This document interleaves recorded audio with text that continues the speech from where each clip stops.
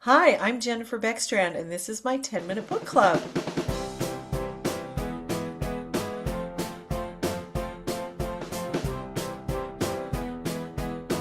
Hi, readers. Tonight I'm interviewing Adina Senft, who has written our seventh book in the Romance Birthday Series. It comes out today, July 1st, and we are going to be talking about it. It's Rose's July Surprise. Now, if you remember, we've got 12 books altogether coming out in the Amish Romance Birthday Series. The first seven are now out, and you can pre-order all the rest on Amazon. And it's 12 of your favorite Amish authors who have written 12 different books all about a birthday in the specific month that they write about. And they are so cute and so fun, and I know you're going to want to get the whole series. Anyway, so tonight I'm going to be talking to Adina about her book, and you're just going to love some of the conversations we have. I hope you enjoy. Adina, thank you so much for being here.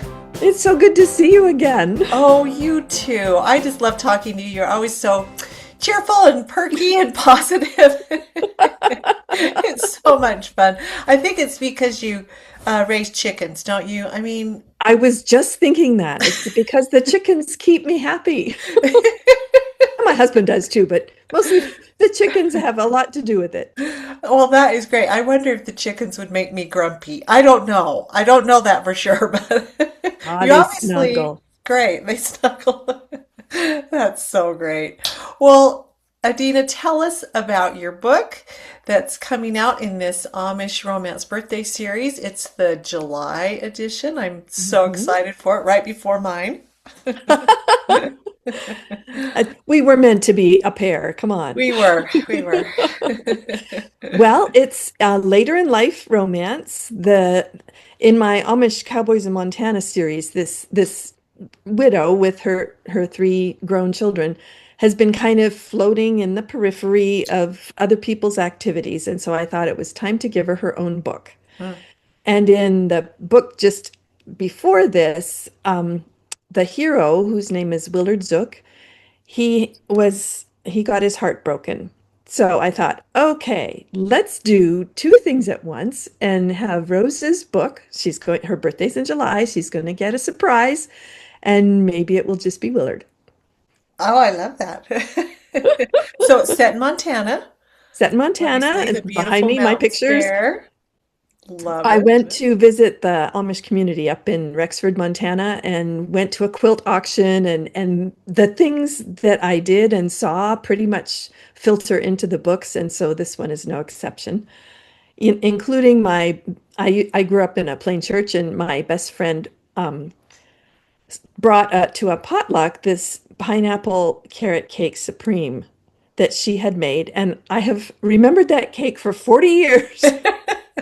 Wow. She gave me the recipe, so it's in the book, Rose's July Surprise. Oh, I love that. Well, so tell me about the Amish community in Montana. Is there pretty much just one community? Are they scattered throughout the state? They're scattered throughout the state. There's maybe half a dozen of them. The ones that are kind of down on the flatlands around, Great Falls and all that, they're quite small. The one in Rexford is, I mean, you have to have directions to find that community because it is way up a dirt road on the side of a mountain.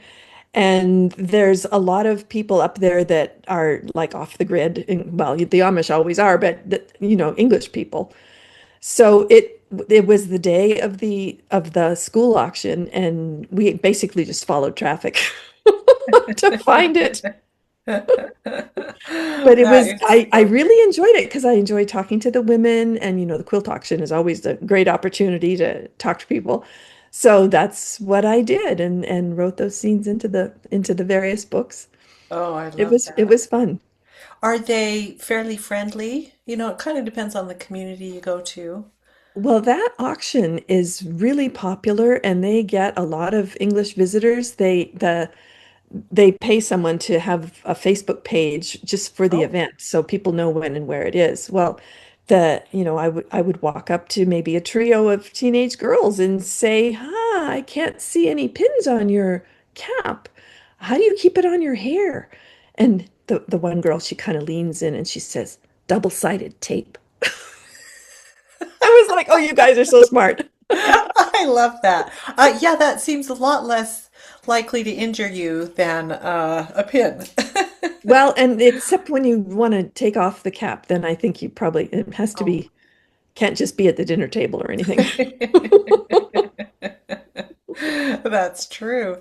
Oh, that's really a cute little, you know. It's a funny little anecdote, but Yeah, there you are. I there you actually got go. up the courage to ask them because I really wanted to know. Yeah.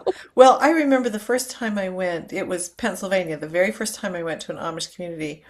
And, they all had pins everywhere. And I just thought, oh, I would have scratches all up and down my hands and my arm. And I guess you figure it out. But I suppose, but I'd be doing safety pins myself.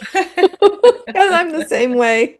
You bend over and it sticks you. You turn and it sticks you. hmm Yep, me too.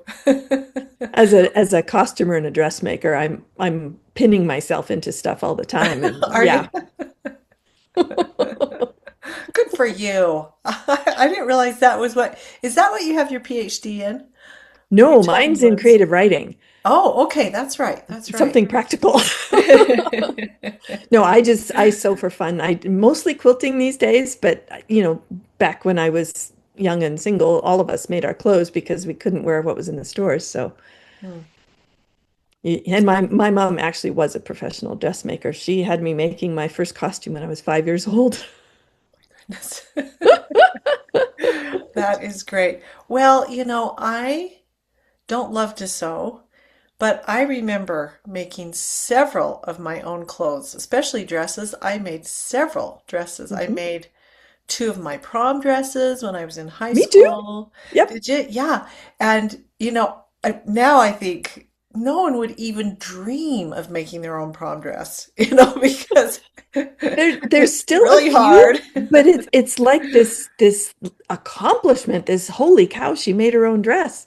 There was even a lady at the Academy Awards who w went up on stage in a dress that she had made herself, and I'm like, now we're talking. Good for her. Wow. Yeah.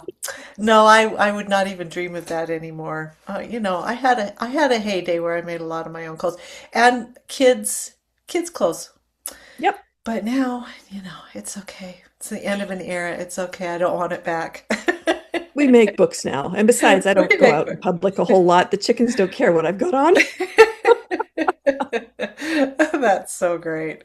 Well, okay, Adina, we are almost done, but it's just so fun to talk about all of this stuff. But do you have a book that you either love to read over and over again or was a life-changing book for you?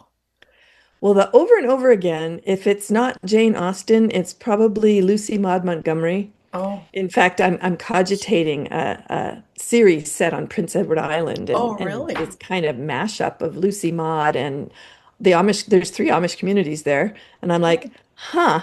Anyway, so anything by Lucy Maud, particularly the Blue Castle, I've already got the title, Okay. Emily of Blue Castle Quilts. Wow, I So, love it. or Well, New Moon Quilts, and the Blue Castle was the bookstore. okay. I must confess I have never read Lucy Maud Montgomery. I Oh my goodness. love Anne of Green Gables. I've watched the TV series, but okay. I need to put that on my list. Read The Blue Castle. The It's Blue a Castle. number of imitations, like movies and stuff. They've taken that plot and run with it, but it's enchanting. I just loved it. And as far as book that changed my life, I don't know if the recording will let me show this. This Hmm. one. Whoop. Grounds to Believe. I wrote in 2004. It won the Rita in 2005. Really? And I was in a toxic church, and basically I wrote myself out of it with this book, out of the church. The Was the hair, book about that experience or just it was based on true events. All the books in the Breaking Faith series are based on true events, and that happened to be mine. And I used the heroine as like an avatar for myself in decision making on coming out of the church because you lose everything you've ever known when you do that. Oh, yeah. And by the time I got to the end, it was the end. Wow. Yeah. That is quite a story. Yep. So that this Oh. book literally changed my life. Well, I always, I haven't written a book quite like that, but I always can kind of tell what I'm struggling with in my life when I go back and read the book because it really does, your life really does spill over into your writing. It does. It reflects us and we can't help it. We can't even stop it. Yes. Oh my goodness. Okay. That's interesting. Yeah, that I love that. Thank you so much for sharing that. Oh, Now I'm trying to think about what book. Readers, if you Huckleberry Hearts, if you go back and read that one, you'll know exactly what I was struggling with. Anyway, Adina, True thank you. confessions, right? Yes, True Confessions. Adina, thank you so much for being here. Readers, please go pick up her book. Um, it comes Whoop. out today. Today's July Yes. 1st. It comes out. And the other books, the other 11 books in the series, you can pre-order, but six of them are already out by some of your favorite Amish authors, and you're going to love every single one of these books. Hmm.